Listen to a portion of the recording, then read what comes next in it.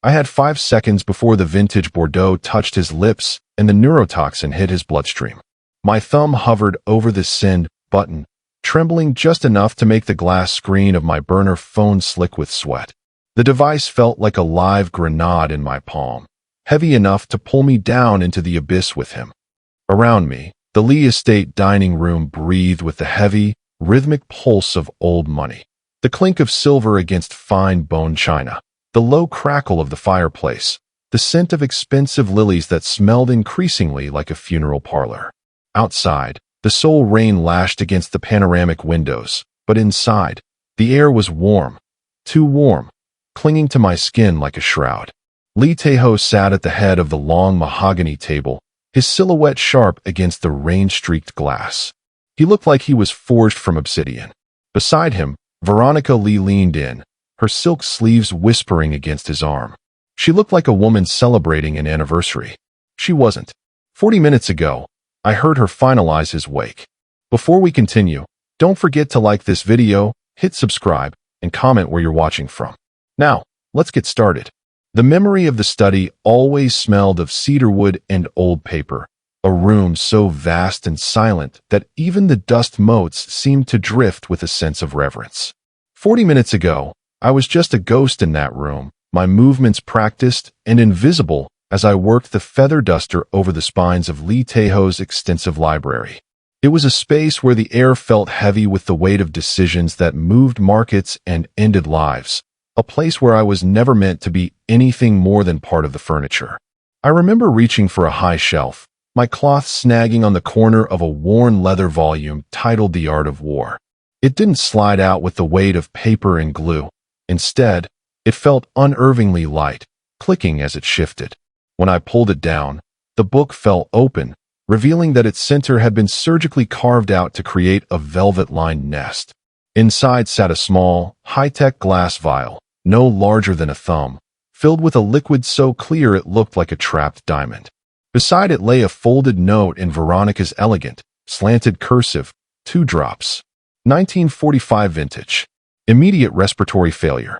My breath had hitched, the cold realization crawling up my spine like a winter frost. I was staring at a murder weapon disguised as a miracle of science. Before I could process the terror, the heavy oak doors had creaked. I scrambled behind the rolling ladder, pressing my back against the shadows, my heart hammering a frantic rhythm against my ribs. Veronica had walked in, her heels clicking like a metronome of impending doom. She didn't see me. To her, the room was empty. She went straight to the shelf, her fingers dancing over the books with a lover's touch until they found the hollowed-out volume. I watched through the gaps in the ladder as she unscrewed the cap, her face reflected in the study's silver mirrors, not with the warmth of a bride-to-be, but with the chilling, vacant hunger of a predator who had already tasted the kill.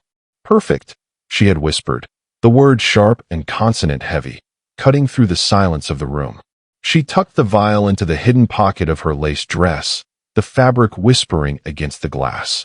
I stood in those shadows for what felt like an eternity after she left, the smell of her floral perfume lingering like a funeral arrangement.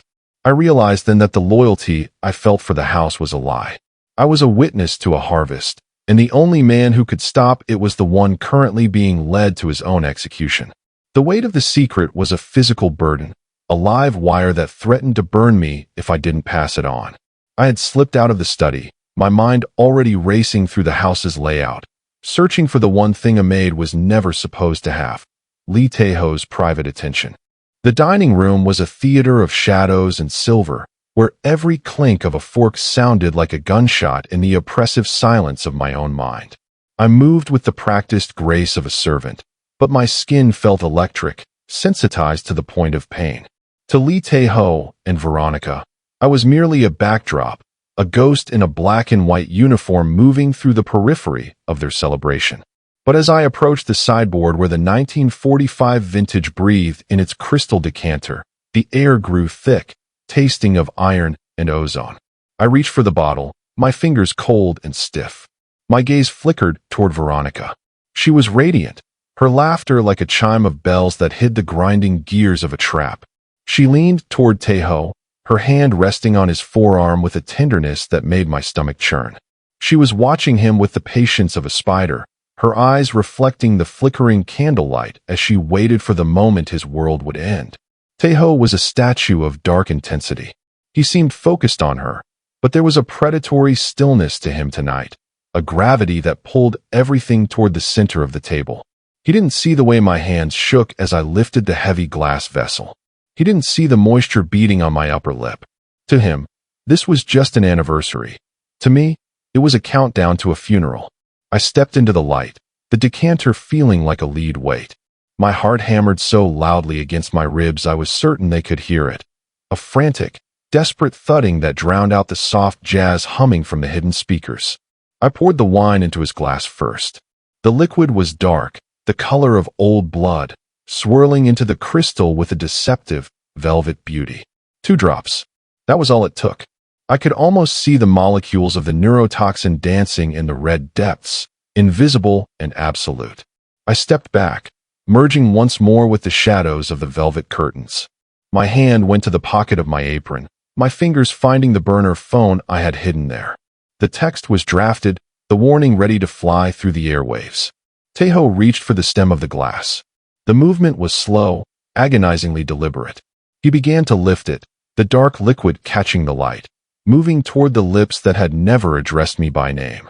Beside him, Veronica's smile widened just a fraction, a predatory glint appearing in her eyes. This was the moment of the harvest. My thumb pressed the send button. The screen glowed a tiny, hidden explosion in the darkness. I watched the pocket of his silk jacket, praying for the vibration, praying for the ghost of a machine to wake the dragon before he swallowed his own death. The vibration of the burner phone was a violent tremor against Lee Taeho's thigh, a digital scream that cut through the polished artifice of the evening. He didn't flinch, but his eyes, which had been fixed on the wine's dark surface, suddenly sharpened into twin daggers of ice. Beside him, Veronica's breath hitched, a sound so slight it would have been missed by anyone who wasn't currently bracing for the end of the world. Taeho reached into his pocket and withdrew the device, his thumb sliding across the screen. I watched from the shadows of the sideboard, my heart a frantic prisoner in my chest. The blue light of the phone washed over his face, making his features appear even more like a mask of carved obsidian. He read the text once, then twice, the silence in the room stretching until it felt like it might shatter the windows. "Is everything all right, darling?" Veronica asked, her voice a perfect melody of concern, though I could see the subtle tightening of the skin around her jaw. Taeho didn't answer immediately. He set the phone face down on the silk tablecloth and slowly looked at the crystal glass I had just filled. He didn't look like a man in shock. He looked like a predator who had finally found the scent of blood. With a slow, terrifyingly deliberate movement, he reached out and slid his glass across the table until it stopped directly in front of Veronica. "A toast to our future," he said, his voice a low, gravelly rasp that felt like a blade against the skin. "Actually, I've decided I prefer the vintage from your side of the table. Let's trade." The color drained from Veronica's face so quickly it was as if a ghost had passed through her. The deceptive calm that had been her armor for months evaporated, leaving behind a raw, naked terror. She stared at the glass of red wine, the dark liquid swirling with the 2 drops of respiratory failure I had seen her prepare. Her hand reached for the stem, trembling so violently that the crystal chimed against the mahogany. "Taeho, don't be ridiculous," she whispered, her voice fracturing. "It's your favorite vintage. I want you to enjoy it." "Drink it," he commanded. The words weren't a request, they were a sentence. He leaned forward, his shadow engulfing her. "If the wine is as pure as your love, Veronica, why is your hand shaking?" She looked up at him, her eyes wide and searching for an exit that didn't exist. Behind them, the security team moved with silent, lethal efficiency, closing the exits. The mask was gone. The elegant fiancée was replaced by a trapped animal. Taeho didn't look at her with anger, only with a cold, analytical disappointment. He turned his head slightly toward the shadows where I stood, his gaze locking onto mine for the first time in 3 years. In that look, I realized I was no longer a ghost. I was the only person in the room he trusted. The harvest had begun, but the grain was already being separated from the chaff. The aftermath of the dinner was a blur of muffled shouts and the heavy, rhythmic thud of furniture being overturned in the dining hall, but I didn't stay to watch the collapse of Veronica's empire. I retreated into the labyrinth of the service quarters, my breath coming in shallow, jagged gasps. The air back here smelled of industrial bleach and laundry steam, a stark contrast to the lilies and death lingering in the main house. I huddled on the edge of my narrow cot, my hands clutching the burner phone as if it were a live coal. I had crossed a line that no servant ever survived. I had interfered with the gravity of the underworld. I waited for the sirens that would never come, or the gunshot that would signal my end. Instead, there was only a terrifying, focused silence that began to leak through the hallway. Then, the heavy steel door to the staff wing groaned on its hinges. The footsteps were unmistakable, slow, deliberate, and possessing a weight that seemed to press the oxygen right out of the room. I stood up, my back hitting the cold cinder block wall, as Lee Tae-ho rounded the corner. He looked out of place in this cramped, dim space, his charcoal suit absorbing what little light filtered through the singular overhead bulb. He wasn't accompanied by his usual phalanx of guards. He was alone, holding a device that tracked signal pings with a glowing, digital precision. He stopped 3 feet away, his presence expanding to fill the small room until I felt I might suffocate. He didn't look angry. He looked at me with a profound, unsettling curiosity, as if he were seeing a statue come to life. He held up his own phone, the screen still glowing with the message I had sent. "You're the ghost who cleans my glass," he said, his voice a low vibration that made the floorboards hum. It wasn't a question. "I've walked past you for 3 years, Hannah Kim. I knew the color of the floorboards you polished, but I never knew the color of your eyes." I couldn't find my voice. My throat felt like it was filled with dry sand. I could only look at the scarred hand that held the phone, the hand I had stopped from reaching for a poisoned glass. "Veronica is being handled," he continued, taking a step closer. The scent of rain and expensive tobacco clung to him. "She thought you were part of the architecture. She thought the people who pour the wine are as deaf and blind as the bottles themselves." He reached out, his thumb and forefinger tilting my chin up, so I was forced to meet his gaze. His eyes weren't cold anymore. They were burning with a terrifying new interest. "You saved a monster tonight." "What?" "Because," I whispered, my voice finally breaking through the terror, "even a monster shouldn't be betrayed by the person who claims to love him."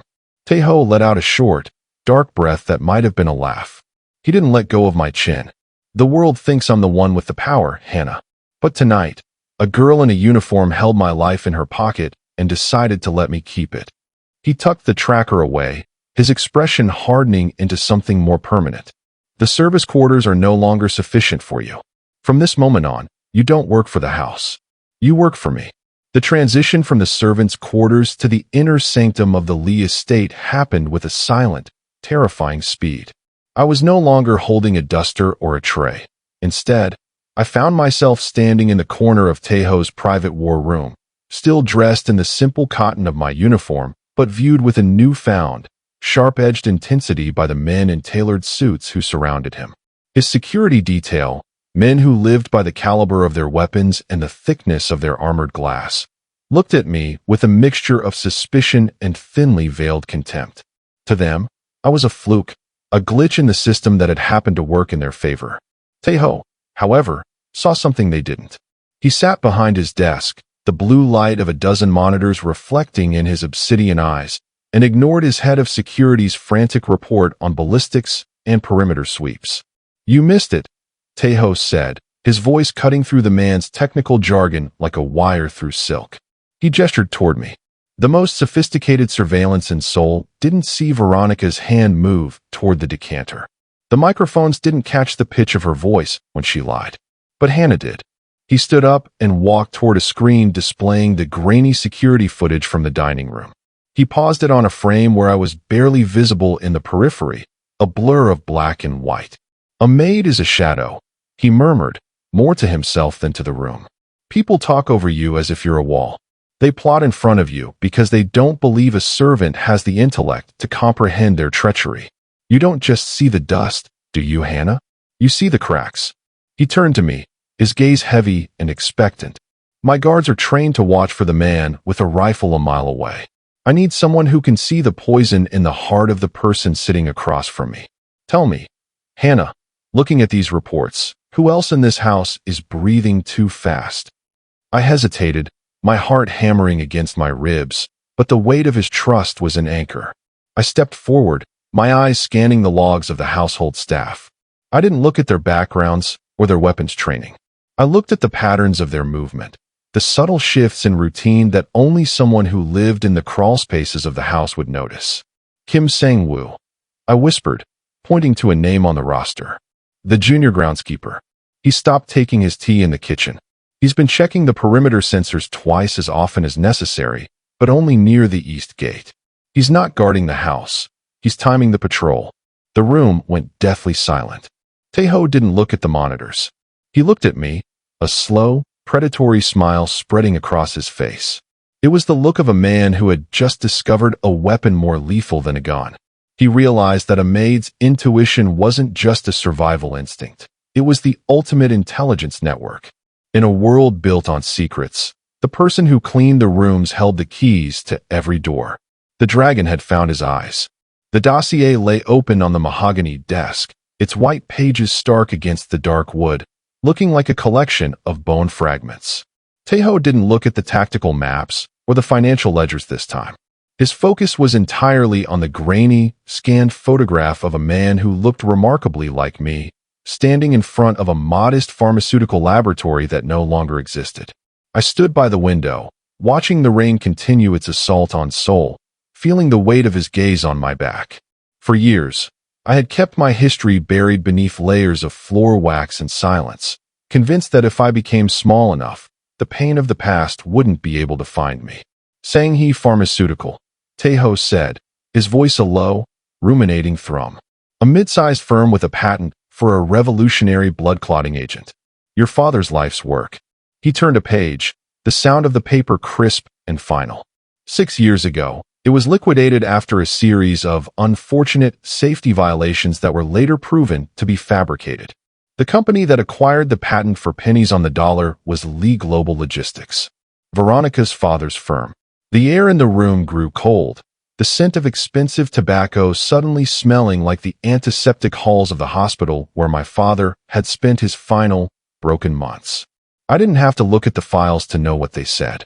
I remembered the day the men in suits came to our house, the way they spoke in the same melodic, deceptive tones Veronica used. They hadn't just taken the business. They had stripped my father of his pride, his reputation, and eventually, his will to live. Taeho stood up, walking toward me with a predatory grace that no longer felt threatening, but communal. He stopped at my side, staring out at the city he partially owned. Veronica didn't just choose you to be her maid because you were efficient, Hannah. She chose you because she enjoys the irony. She wanted the daughter of the man her father destroyed to be the one to wash her silk sheets. A hot, sharp spark of anger flared in my chest, burning through the icy veneer of my servant's training. All those months of bowing to her, of enduring her casual cruelties while I polished the very silver her father had stolen from mine. She thinks she's the player, Taeho murmured, his hand coming to rest on my shoulder, his touch grounding and heavy. But she made a fatal mistake. She brought the consequence of her family's sin into my house and gave it eyes. He leaned in, his voice a dark promise against my ear. Your father died because he was a good man in a world of monsters. But you've spent 3 years learning how monsters breathe. Do you want to watch them lose everything, Hannah? Or do you want to be the one who takes it? I looked at the reflection of the dossier in the window glass. The ghost I had been was gone, replaced by a woman who finally understood that her invisibility wasn't a prison, it was a weapon. I want them to see me, I whispered. I want them to know it was the maid who closed the door. The house had always been a hive of whispered secrets, but for the first time, I was the one directing the swarm. I shed the white apron and the submissive tilt of my head, stepping into the security hub where the screens flickered with the movements of 50 different lives.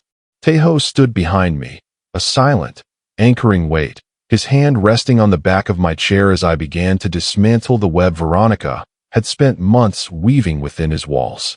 The laundry supervisor, Mrs. Cho, I said, my voice steady despite the adrenaline coursing through my veins. I pointed to a camera feed of the woman meticulously folding linens. She isn't just obsessive about thread count. Watch her hands when she passes the junior guards. She's not nodding and greeting. She's dropping micro SD cards into their pockets. She's the courier. Taeho's eyes narrowed, the obsidian depths flashing with a cold, predatory light. And the guards. They're all from the third shift. I continued, my fingers dancing across the keyboard to pull up their personnel files. Men who were hired right after Veronica moved in. They were vetted by her personal security firm, not yours. You think they're watching the perimeter, but they're actually mapping the blind spots in the infrared sensors. It was a strange, intoxicating sensation to take the years of being ignored and turn them into a surgical blade. I knew who took extra long smoke breaks by the East Electrical Hub. I knew which kitchen porter was suddenly carrying a burner phone that smelled of the same expensive, floral perfume Veronica wore. I was using the ghost's map of the estate to highlight every traitor who thought they were invisible. One by one, the red dots on my mental map were extinguished. Taeho's elite loyalists moved through the corridors like shadows, guided by my voice in their earpieces. There were no gunshots, only the muffled sounds of struggle and the swift, silent removal of those who had sold their loyalty for Veronica's promises. By the time the moon reached its zenith, the house felt different, lighter, as if a layer of grime had been scrubbed from its soul. I looked at the monitors, seeing the empty stations where the spies had once stood. I had spent 3 years cleaning the floors of this house, but tonight, I had finally cleaned the air. Taeho leaned down, his face inches from mine, his reflection mirrored in the dark glass of the monitors. "They never saw you coming, Hannah," he murmured, his voice thick with a dark, appreciative pride. "They were looking for assassins in the garden, and they never realized the most dangerous person in the estate was the one pouring their tea." The counterstrike was complete. Veronica was isolated, her network gutted by the very woman she had treated as a footstool. The harvest was nearly over, and for the first time in my life, I wasn't afraid of the monster beside me. I was the one who had sharpened his claws. The dining room had been purged of its previous suffocating warmth, replaced by a cold, crystalline clarity that felt like the sharp edge of a blade. The table was set for 3, the silver polished to a mirror finish that reflected the flickering candlelight like distant stars. For 3 years, I had stood in the corner of this room, a shadow waiting for a nod. Tonight, the heavy velvet chair was pulled out for me. I sat down, the silk of my new gown, a deep, bruised plum, rustling against the mahogany, a sound that felt like an anthem of reclaimed power. Veronica sat across from me, her wrists bound beneath the table, her face a pale mask of crumbling marble. She looked at me not with the disdain of a mistress, but with the wide-eyed, frantic terror of a bird caught in the sights of a hawk. Beside her stood the vintage wine she had intended for Taeho's grave, the 1945 Bordeaux, uncorked and breathing like a dying secret. Taeho sat at the head of the table, his presence absolute. He didn't look at the wine. He looked at me, his gaze an anchor in the storm of the evening. "A toast," he murmured, his voice a low, melodic rumble that sent a shiver down my spine. "To the eyes of the house. To the woman who saw the rot beneath the silk." He filled 2 glasses, but he did not fill Veronica's. Instead, he placed the small, high-tech vial I had found in the study, the one her father had used to destroy mine, on the tablecloth between them. The irony was a physical weight in the air, thick enough to choke. "You wanted a harvest, Veronica," Taeho said, his voice dropping into a register that was terrifyingly calm. "But you forgot that the soil remembers what was buried in it. You didn't just bring a maid into this house. You brought a debt." At his signal, the doors opened, and the men who had aided her, the junior groundskeeper, the laundry supervisor, and her father's shadow partners, were led into the light of the chandelier. They weren't being executed with bullets. They were being stripped of everything they had stolen, their accounts frozen, their reputations incinerated in real time on the monitors behind us. It was a corporate execution, a systematic dismantling of the Lee global legacy that mirrored exactly what they had done to my father. I raised my glass, the dark liquid catching the light. I looked Veronica in the eye, seeing the moment she realized that her invisible maid was now the architect of her ruin. "To my father," I whispered, the words a soft, final benediction. I took a sip of the wine, the pure, untainted vintage, and watched as the dragon beside me leaned forward to finish the job. The real enemies weren't just the people in the room. They were the ghosts of greed that had haunted my life. Tonight, the house was finally quiet. The harvest was over, and the grain belonged to us. The Seoul skyline stretched out before us like a carpet of crushed jewels, the neon pulse of the city reflecting in the glass of the balcony railing. The rain had finally ceased, leaving behind a sharp, clean scent of ozone and wet stone that felt like the morning after a fever. I stood at the edge of the height, no longer dressed in the starch and shadow of a servant, but in the quiet confidence of a woman who had seen the abyss and chosen to navigate it. The wind caught the silk of my gown, tugging at it with a gentle, persistent hand, but I remained anchored. Taeho stepped up behind me, his presence a familiar, heavy warmth that shielded me from the midnight chill. He didn't say anything at first. We simply watched the world move below us, a world that had no idea how close its foundations had come to cracking tonight. In his hand, he held a small, silver ring, not a piece of jewelry for a finger, but a heavy, antique key that had once belonged to the main gate of the estate. He placed it in my palm, his fingers lingering against mine, his skin warm and scarred. "The house is quiet now," he murmured, his voice a low vibration that seemed to harmonize with the distant hum of the city. "The ghosts have been cleared out, and the secrets have been burned. But a kingdom without eyes is just a ruin waiting to happen." I looked down at the key, then back at the man beside me. A year ago, I was a girl who scrubbed his floors and prayed to be invisible. Now, I was the one who kept the watch.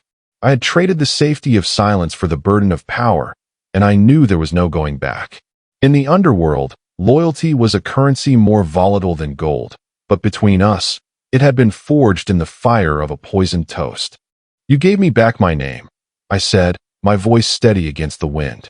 "And you gave my father his justice. What do you want in return, Taeho?" He turned to me, his obsidian eyes softening into something that wasn't quite love, but was something much more enduring, absolute respect. "I want the shadow that sees what the king misses," he replied. "I want the person who knows that the most dangerous weapon in the world isn't a gun, but a well-timed truth." He wrapped his arms around me, and for the first time, the estate didn't feel like a prison or a workplace. It felt like a fortress. We were no longer master and maid, monster and ghost. We were the sovereign and the shadow, ruling over an empire built on the wreckage of those who had underestimated the girl with the wine decanter. As the sun began to bleed a pale, cold gold over the horizon, I leaned back against him. The city below was waking up, but up here, we were the ones who held the keys to the future. Together, we watched the light break over a world that was finally, truly ours.